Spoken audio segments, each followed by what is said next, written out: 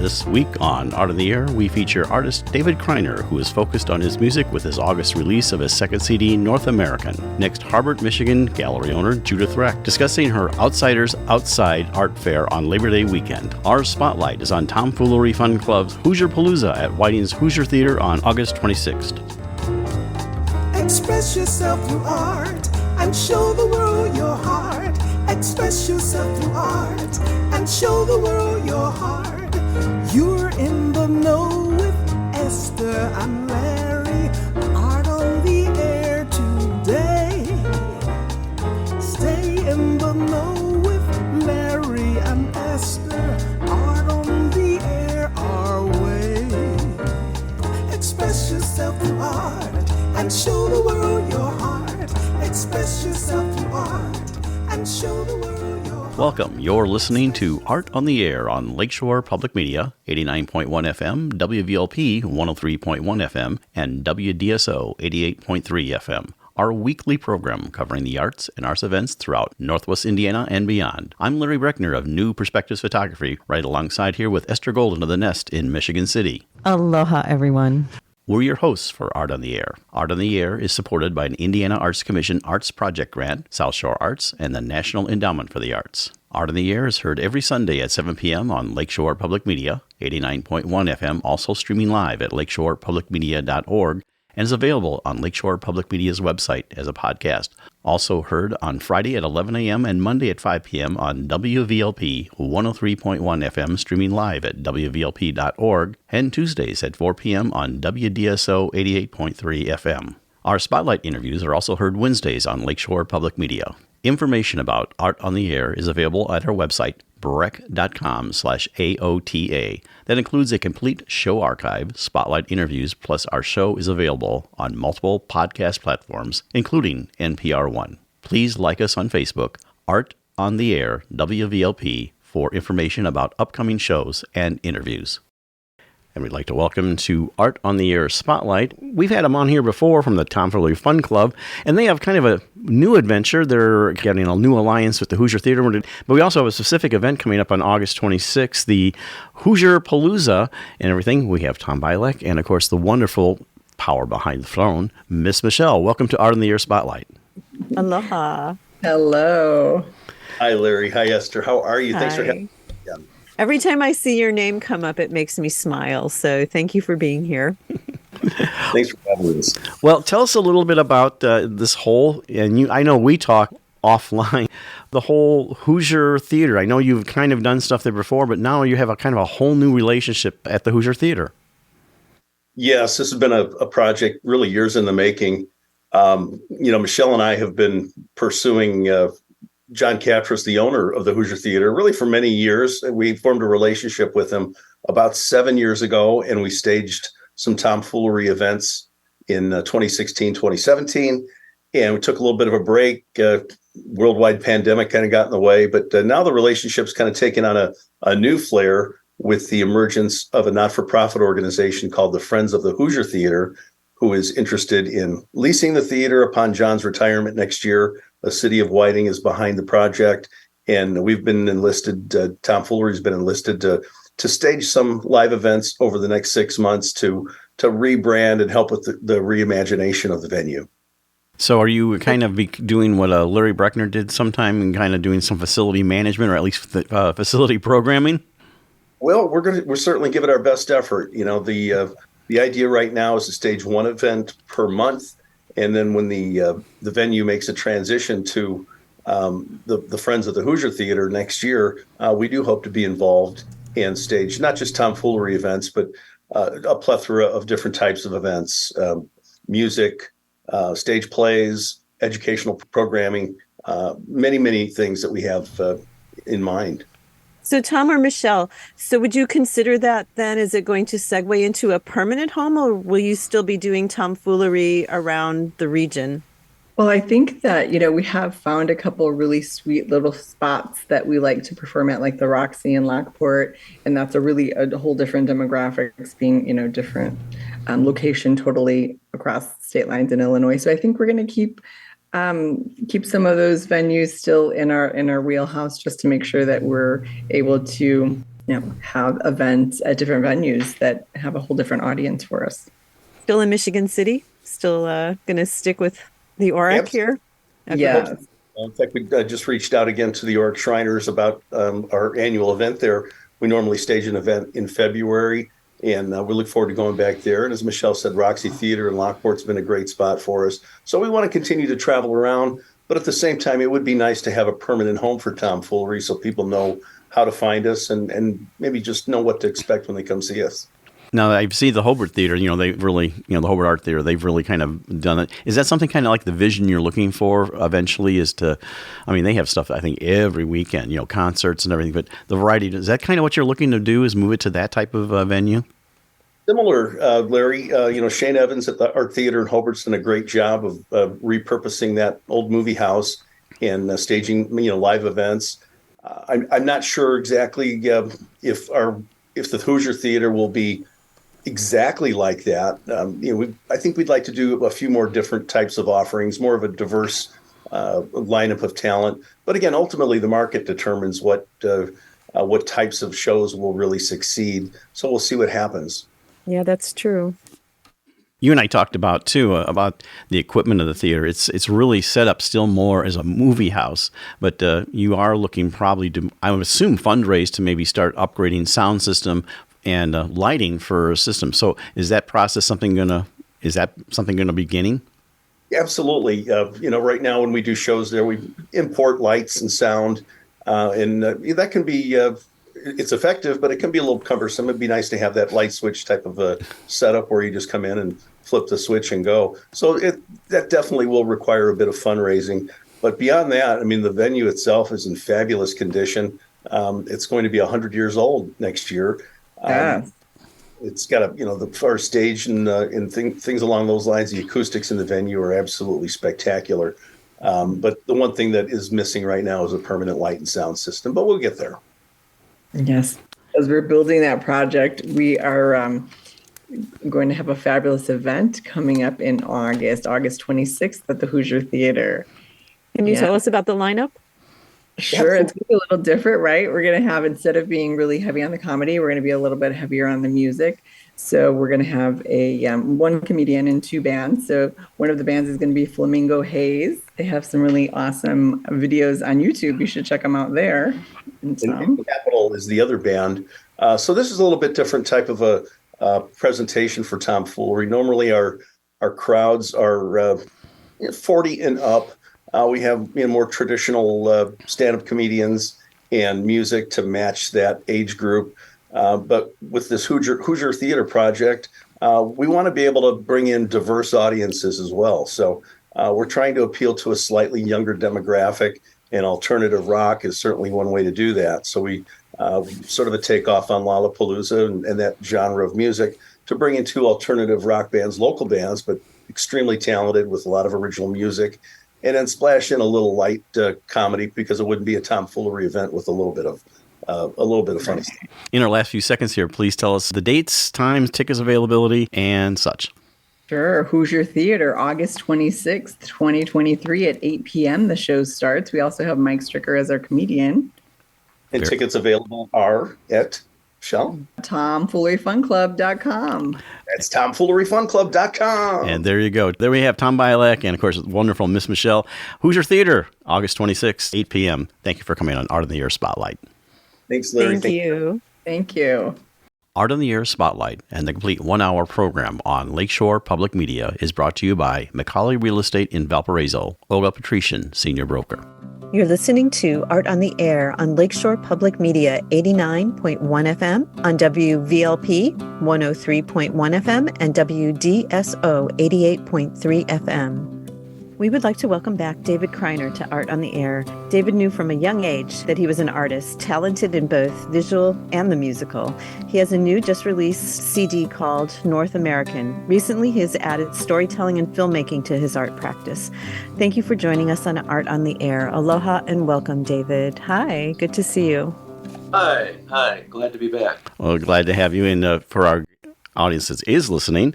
We had a previous interview with him on April 4, 2020. You can go see our show archive on our website or at Lakeshore Public Media and then get it there. So David, we're going to kind of, since we already talked about your history in the previous interview, I guess the first question is, now you're doing music. I know you had Sun Cycle that was previously released, and your new CD, which will be released on August 9th, and this show is airing on August 18th. The first question I have for you is, how does your visual arts inform your music and everything, and also the video production? Like, it's kind of a whole new phase for you. So talk about that. Yeah. So in the past, I've worked primarily as an abstract painter, and my music, in a way, I see it as a continuation of that. I almost see it as like painting with sound, and when I create a song or a composition, I usually just start out with something that kind of comes to me naturally and then build off of it, which is the same way I would have worked creating a painting. So where does a musical composition start? Oh, every now and then, my hand starts doing something with the guitar and some sounds start coming out, and I repeat it a whole bunch of times, and before I know it, something grows out of that, and then I realize, hey, I've got a new song here, and then I just have to develop it, which might take another few weeks or maybe even longer. So is it almost like, so you've got that first bit, you're just messing about. So does it always start with the guitar, or do you hear something in your head? Are you humming something and go, oh, and then go back to the guitar? Or is it solely just starting with the guitar? Always starts with the instrument. Yeah, the instrument has to be in my hands for something tangible to happen. So let's talk about the process. We've talked about the creation of the music, but let's get down to some of the nuts and bolts of it. Do you record eventually, like at your own place, or do you eventually go into a studio? Do you have your own studio? What is your process for actually making the product itself?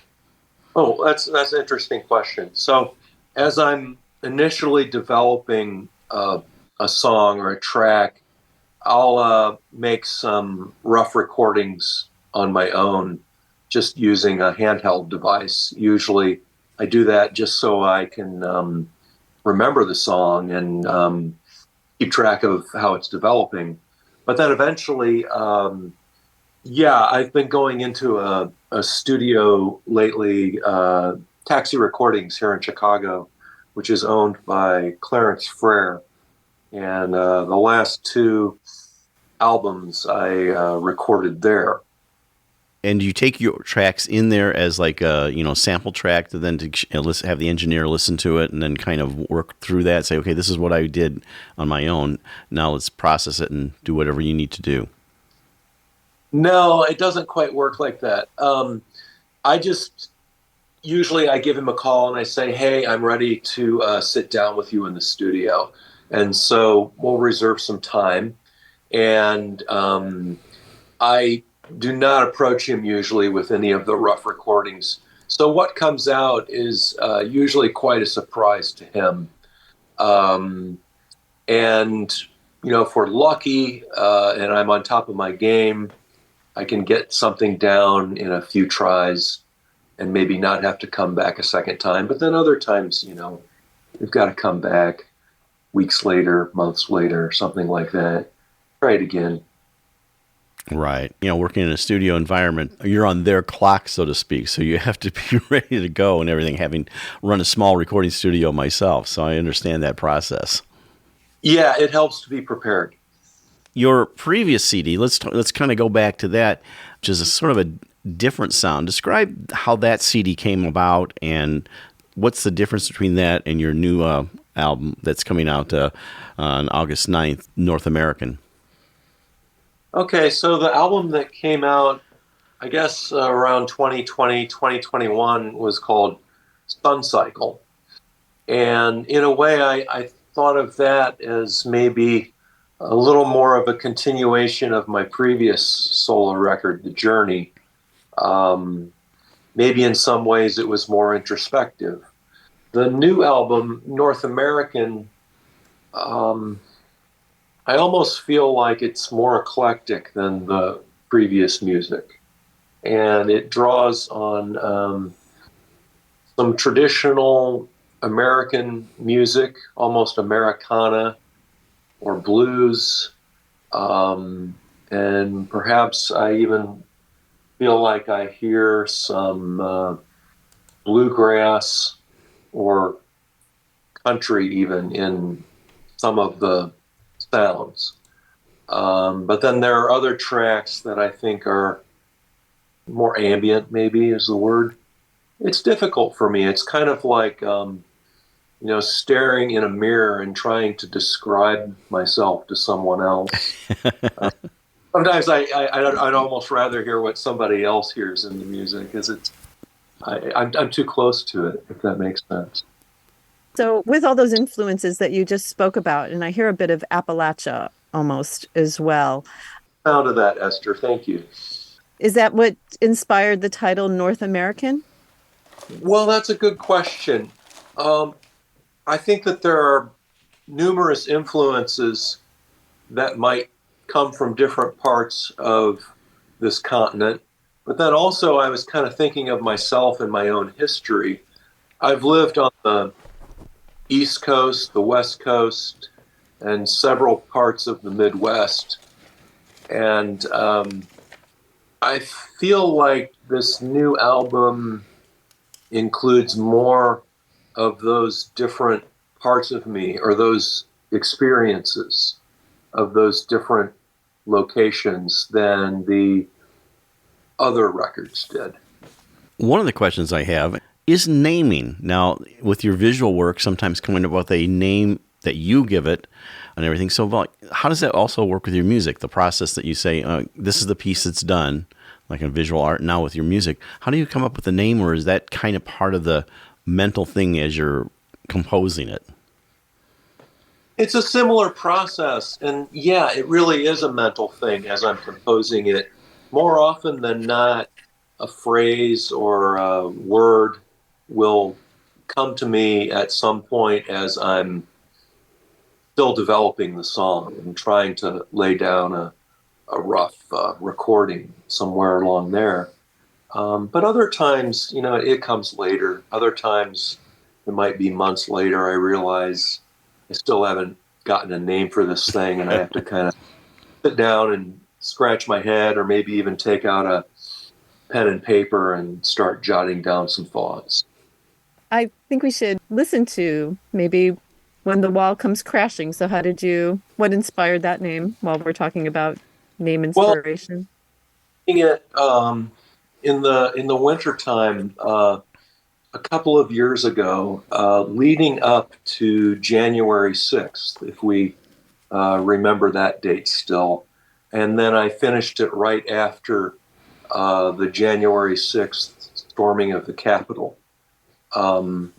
Most of my songs are a little different in regards that they are not as topical as When the Walls Come Crashing. I guess this one is one of the exceptions. Well, let's take a listen to this from the North American album being released August 9th. The song is When the Walls Come Crashing.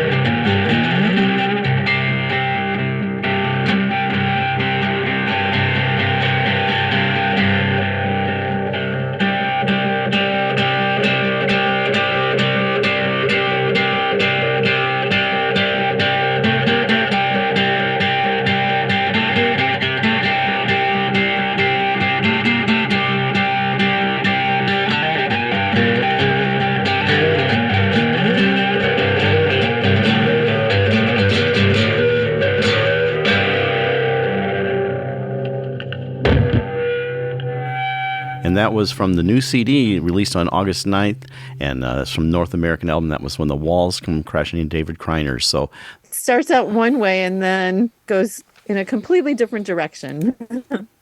So you obviously had the inspiration, like you said. Where do you draw your inspiration for your music? Is it from internal or external things that happen in your life? So tell us about how the germ starts that creates the music.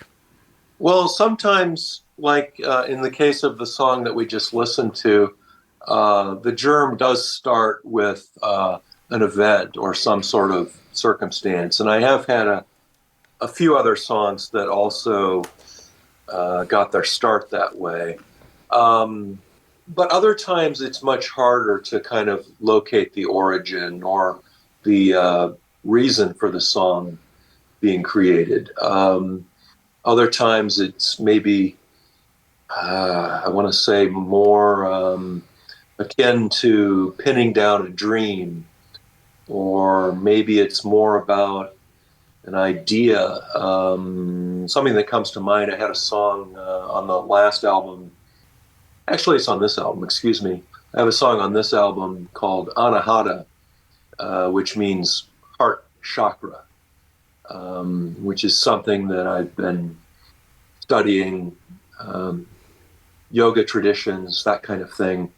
So sometimes the songs relate in some way to my interests or leanings, but might not stem from an actual specific event.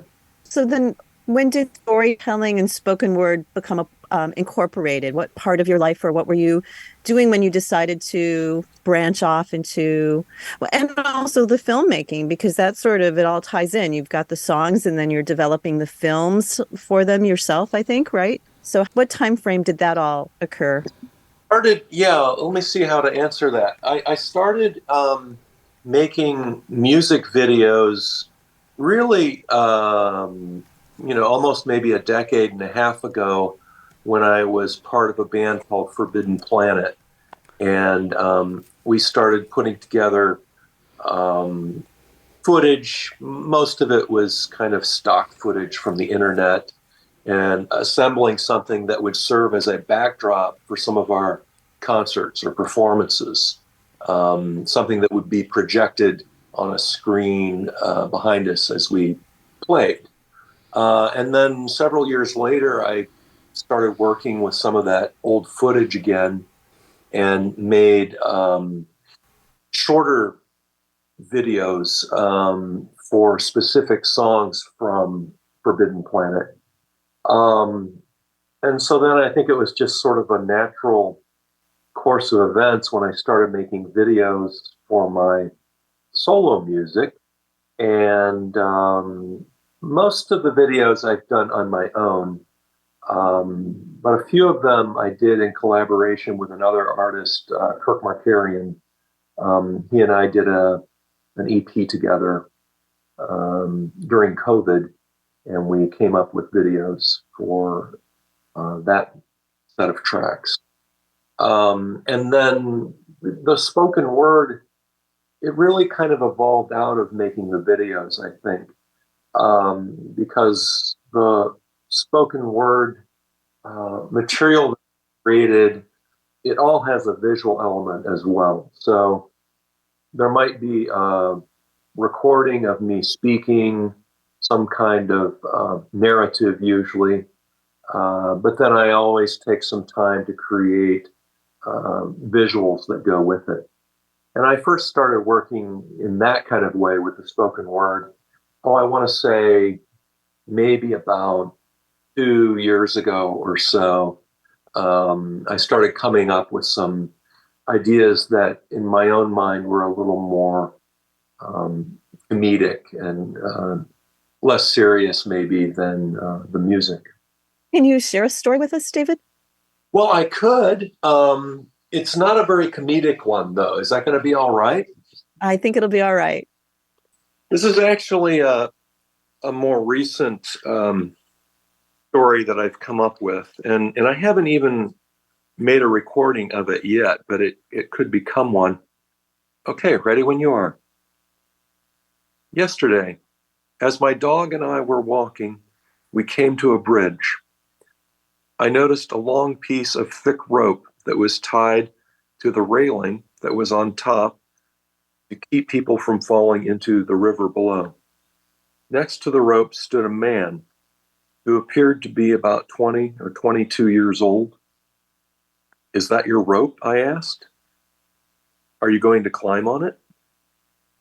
The man did not look at me, but kept staring down and away toward the water below. I might, he said. My dog and I nestled closer to the edge, where she was able to put her nose underneath the railing and watch the water and trees that moved in the wind. The water looked dirty as it moved toward the bridge. I thought about speaking again as I watched the man and the trees and the sky overhead.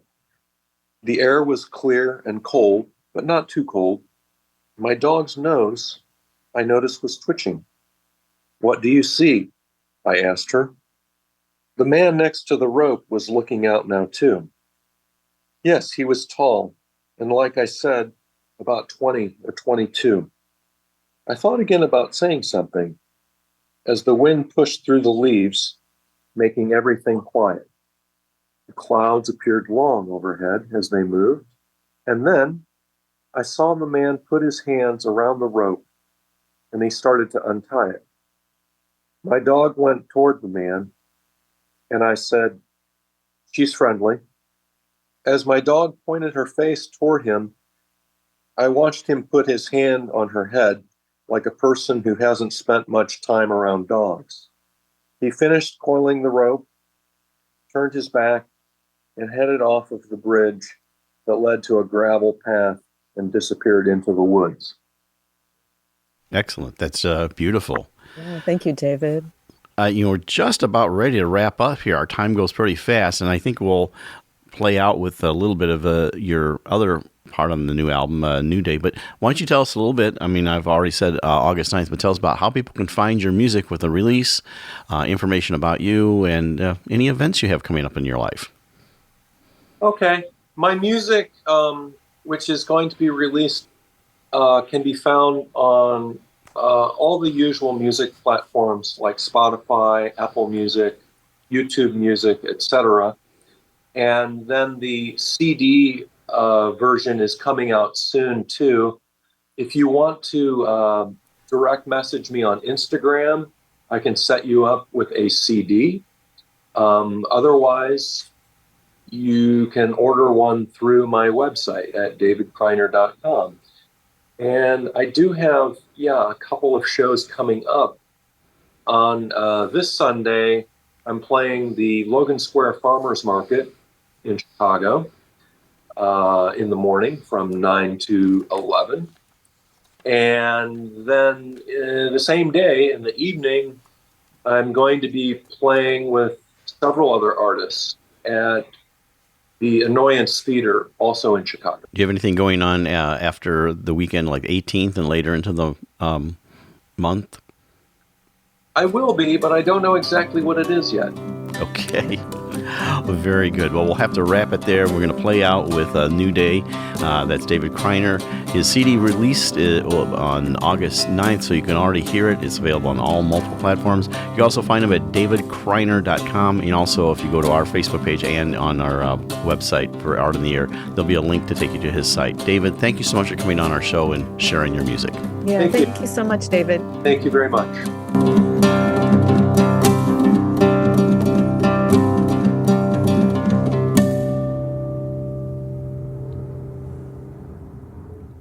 Hi, this is singer-songwriter Kenny White, and you're listening to Art on the Air on Lakeshore Public Radio 89.1 FM and on WVLP 103.1 FM. We would like to welcome Judith Racht to Art on the Air. Judith has been the owner of the Judith Racht Gallery in Harbert, Michigan for 38 years, showing contemporary and outsider art, as well as featuring mid-century modern furniture and various objects of interest. Judith has held the Outsiders Outside Art Fair, which is a celebration of visionary folk and outsider art in late summer. This upcoming art fair will be the 27th occurrence. Thank you for joining us on Art on the Air. Aloha and welcome, Judith. Hello. Thank you for having me. Well, we like having you, Judith. And our audience always wants to know a little bit about our guest's background and everything like that, where you grew up. I always like to say how you got from where you were to where you are now. So tell us all about Judith. All right. Well, I didn't grow up in one place. I grew up in a lot of places. My dad was in retail sales, and he would go and start a store up. You know, he laid it all out and did all that. And then as soon as he got done laying it out, then we moved. I was in 3 schools in 1 year. So I lived in Washington, D.C., and when we were there, my mother took us to all the museums and the Smithsonian and the Easter egg roll and the White House lawn. And that's when they used real eggs, and it was a stinky mess.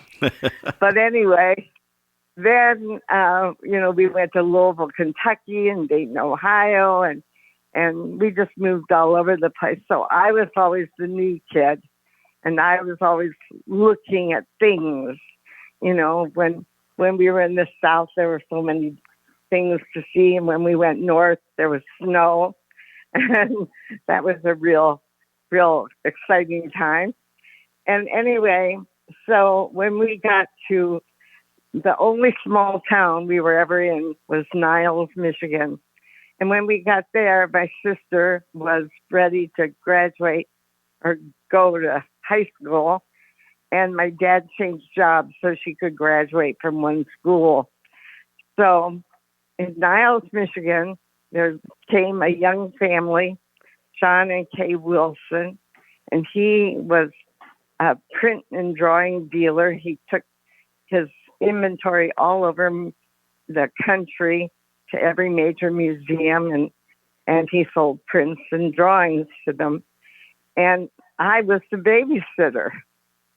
So, yeah. Aww. So their children were little, and John decided he'd start his own business, and he bought online catalog resumes, and he didn't realize they were in French and German, and those were the languages I was taking in school. So with my little dictionaries, I'd say to him, this Goya is from the 7th state, it's on blue paper, blah, blah, blah, blah, blah. And before I knew it, I was graduated from the babysitter to the curator. John went to a show called Wash Art, and he came home and he had looked at Kay and myself, and he said, you know, I think we can do that better. And he did. He went to Chicago, and he started the Chicago International Art Exposition at Navy Pier, and it was a hit from the very beginning. We had 40,000 people that first year, and it only grew. And so I guess I come to doing, I always call John the Barnum and Bailey of the art world, and I guess I kind of inherited his genes by osmosis, because when I started my gallery, I started doing this outsider art fair. And the reason I started doing it is because I never wanted, you know, antiques like oak tables and things. I always looked for things that people did by hand. And sometimes they were goofy and crazy, but I loved them. And so I started to do, you know, people would come in and say, where's that stuff that you collect? And I said to them, what stuff? And they said, you know, that outsider stuff. And I never really considered it outsider, but I guess it was. And so downstairs, I kept the outsider stuff, and people loved it. So I decided I would do an expo myself, and I tried to stop doing it a few years ago because it's so much work getting the tents and getting the dealers and the people and the advertising and, you know, on and on. And I just had a little staff, but my customers loved it, and my customers are the best. So I continue to do it for them, and for my dealers. My dealers say to me, I love coming to this show, and I'd say, why? And they say, because your customers are the best, and they are the best.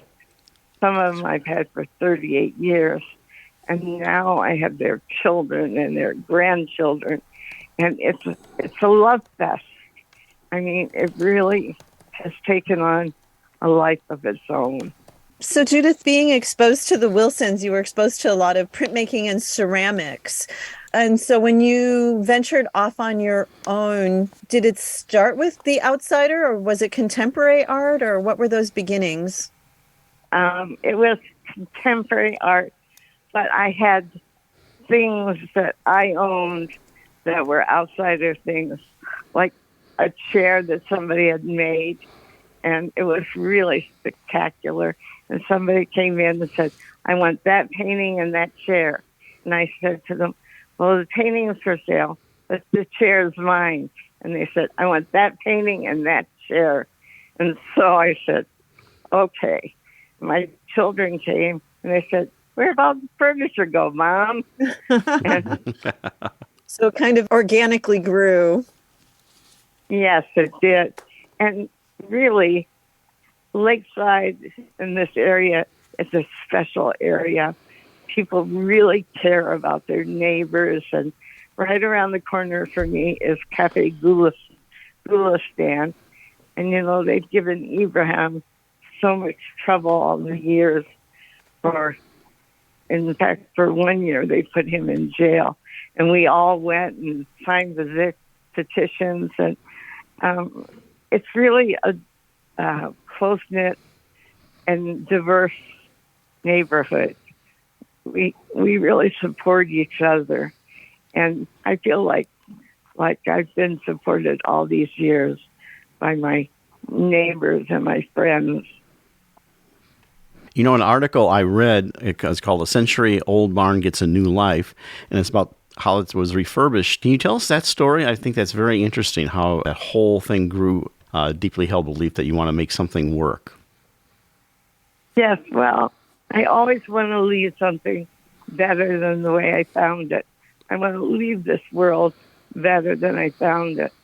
And so we moved into the farm, and it had a really old house on it and had a really old barn in it. And the barn was so much more interesting than the house.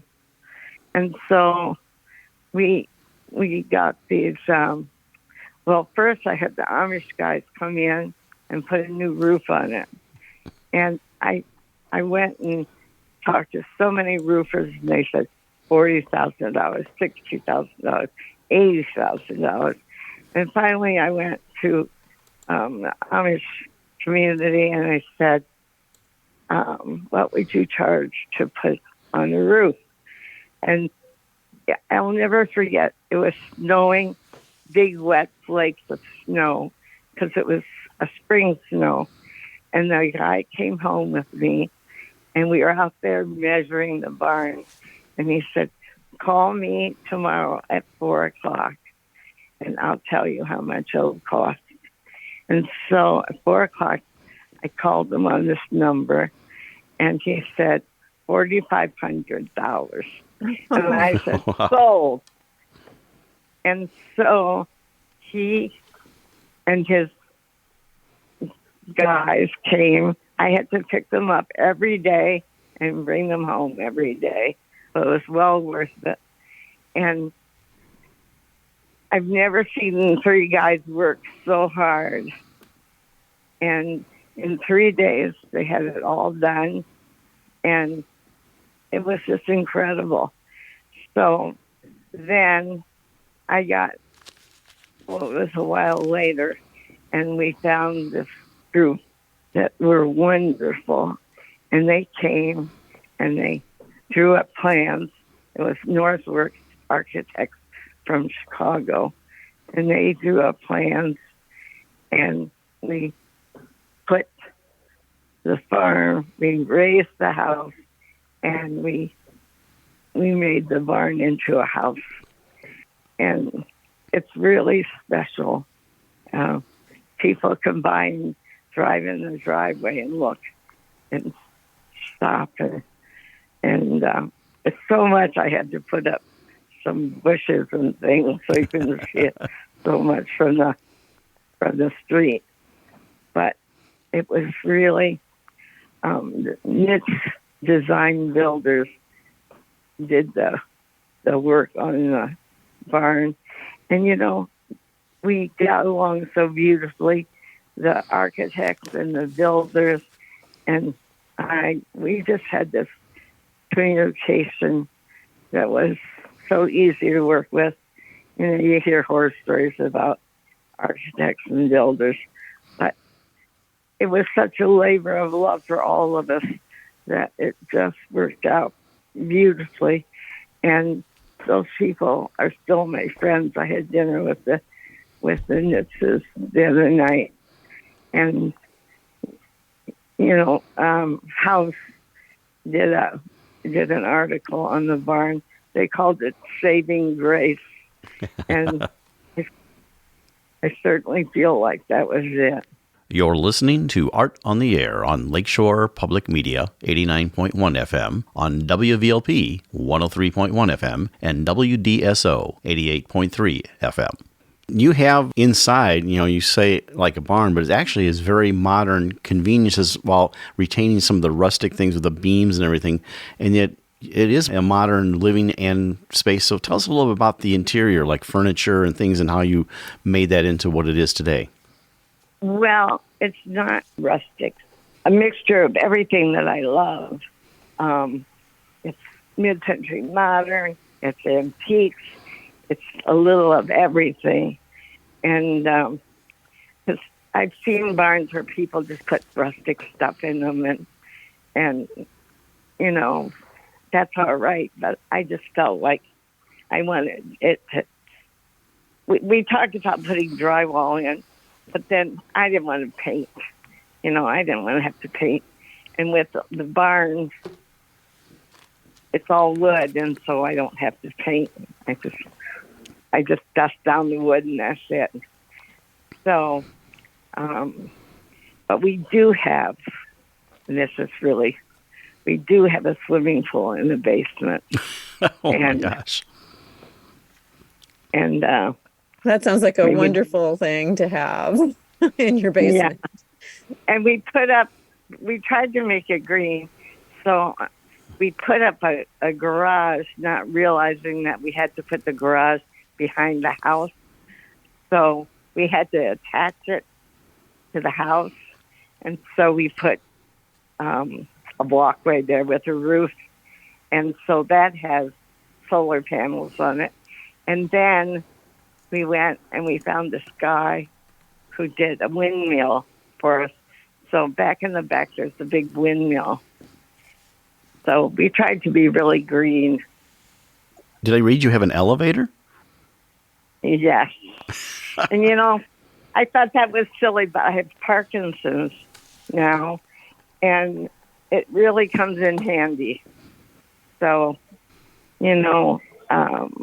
life has been changing very much for me, but I have a staff now who make me look good.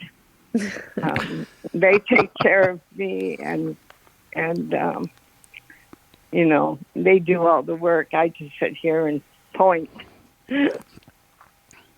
So in the gallery, Judith, and I'm going to go back many, many years, there was one exhibit, and I want to say more than 20 years ago, with a Frank Stella. Is that from your personal collection? No, a client of mine had this wonderful collection, and he was selling some of it, and he gave it to me to sell for him. Yeah, I think there was like a Liechtenstein and the Stella and a few others. They were gorgeous. Yeah. I'm really lucky. I have these clients. Like one client would go to New York and bid on, and have a New York gallery bid on things for him. And they took 10%, to do that. And I said, I can go and bid for you. And he said, really? And I said, sure, just pay for my expenses. And I'd love to do it. So I got to go and bid at Christie's. And the first night, he wanted a drawing by this really incredible artist. And I said, just nudge me when you want to bid. And he nudged me, and I said, not yet. He nudged me, and I said, not yet. And then toward the end, I said, okay, you want to bid now?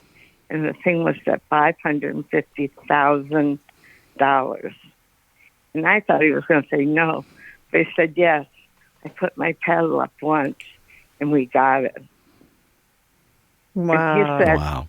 how did you do that? And I said, whether you're spending $5 or $550,000, when the bidding slows down and people are thinking about it, then that's when you bid. And you've had all this time to think about, what you wanted to spend. So it was a Bryce Martin drawing, and we set the world's record for his drawing, the top market for his drawing. What was the theme of the drawing? I have to ask. Well, you, it was a pencil drawing, and it was folded in squares, and then it was just lead pencil all over these squares, and that was it. Mm. It was really minimalist. They were minimalist collectors, and so he had a lot of artists that, Jasper Johns and Stella, and they had a wonderful collection in their house in Chicago, and they had a little house out here. And he said to me once, I'm never going to buy any art from you. And I said, you're going to eat those words. And he did, because he ended up buying art from me. So, and like I said, I have these other clients that the man just passed away, and the wife called me, and I had just sold 2 paintings for them, and the husband and wife had just been in, and she came in the next day and said, Lee died. And so now I'll help her with her collections. Judith, after the Outsiders Outside Art Fair, what is your next show going to be? Well, after the Outsiders show, summer is gone, is over, and I go down to 2 days a week, Saturday and Sunday. But this has been the busiest year since, I don't know when. This has been a really busy year. But, I used to be the only game in town, and now Three Oaks has a lot of galleries, and, there are lots of things going on. So after the Outsider show, I just brought up things I liked and put them up. That's furniture I liked, and did sort of an interior show. And as things sold, I changed them, and because it's not fair to an artist to give a show when there's might be 10 feet of snow. That's true. Well, Judith, we want to know a little bit of what happens. We have about a couple minutes left here about the Outsiders Outside Art Fair. Tell us a little bit about what people can expect. Ticket prices, passes. What do you have, like music, food, things? Just briefly tell us a little bit about what people can expect when they come. Well, get in. Opening night is Friday, September 1st, and that's $25. And that ticket gets you in all weekend. And people come back and forth because they go home and measure their walls and think about things, and then they come back, and a lot of times it's gone when they come back, but sometimes it's not. So, and we have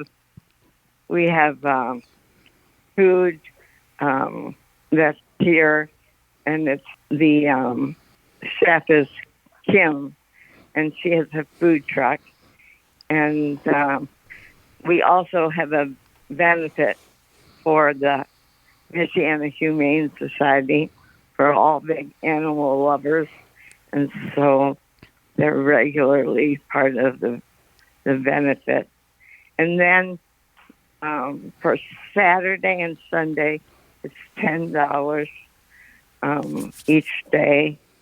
And it's from 10 to 5, the hours are. And I have big tents up, so if it rains, you don't get wet, and the dealers don't get wet. And it seems to work very well. And last year at the opening, it rained, but that didn't seem to bother anybody because we had the tents. And I put tables and chairs so people can sit and talk, and had music. And if you've waited all year to go to it, a little bit of rain is not going to stop you. Right. No. I had the story that this woman called me in January and said, "Are you having the Outsider Art Fair?" And I said, you know what? I said, call me in April and I'll tell you. And 3 weeks later, she called me again. And she said, I want to get my plane tickets. She was from Portland or somewhere else there. And I said, oh, I suppose so. And she said to me, oh, good. She said, I have cancer. And she said, the doctor said I didn't have long to live. So I'm giving myself these things to look forward to. And you're the first thing on my list. Well, Judith, that's a great story. I'm going to have to, unfortunately, end the interview. That's Judith Racht, the Outsiders Outside Art Fair, Labor Day weekend, September 1st, 2nd, 3rd this year. You can actually do just a Google search on Judith's name, Judith Racht, R-A-C-H-T, and find out information about her. Judith, thank you so much for sharing about your event and your life story on Art on the Air. Thank you, Judith. Thank you. We'd like to thank our guest this week on Art on the Air, our weekly program covering the arts and arts events throughout Northwest Indiana and beyond. Art on the Air is heard Sunday at 7 p.m. on Lakeshore Public Media, 89.1 FM, also streaming live at lakeshorepublicmedia.org, and is available on Lakeshore Public Media's website as a podcast. Art on the Air is also heard Friday at 11 a.m. and Monday at 5 p.m. on WVLP 103.1 FM, streaming live at wvlp.org, and Tuesdays at 4 p.m. on WDSO 88.3 FM. Our Spotlight interviews are heard every Wednesday on Lakeshore Public Media. Thanks to Tom Maloney, Vice President of Radio Operation for Lakeshore Public Media, and Greg Kovach, WVLP's Station Manager. Our theme music is by Billy Foster with a vocal by Renee Foster. Art on the Air is supported by an Indiana Arts Commission Arts Project Grant, South Shore Arts, and the National Endowment for the Arts. We'd like to thank our current underwriters for Lakeshore Public Media, Macaulay Real Estate in Valparaiso, Olga Patrician, Senior Broker. And for WVLP, Walt Breidinger of Paragon Investments. So we may continue to bring you Art in the Air. We rely on you, our listeners and underwriters, for ongoing financial support. If you're looking to support Art on the Air, we have information on our website at breck.com/AOTA, where you can find out how to become a supporter or underwriter of our program in whatever amount you are able. And like I say every week, don't give till it hurts. Give till it feels good. You'll feel so good about supporting Art on the Air. If you're interested in being a guest or send us information about your arts-related event or exhibit, please email us at aota@breck.com. That's aota@breck.com, or contact us through our Facebook page. Your hosts were Larry Breckner and Esther Golden, and we invite you back next week for another episode of Art on the Air. Aloha, everyone. Have a splendid week. Express yourself through art and show the world your heart. Express yourself through art and show the world your heart. You're in the know with Esther and Larry. Art on the Air today. Stay in the know with Larry and Esther. Art on the Air our way. Express yourself through art and show the world your heart. Express yourself through art and show the world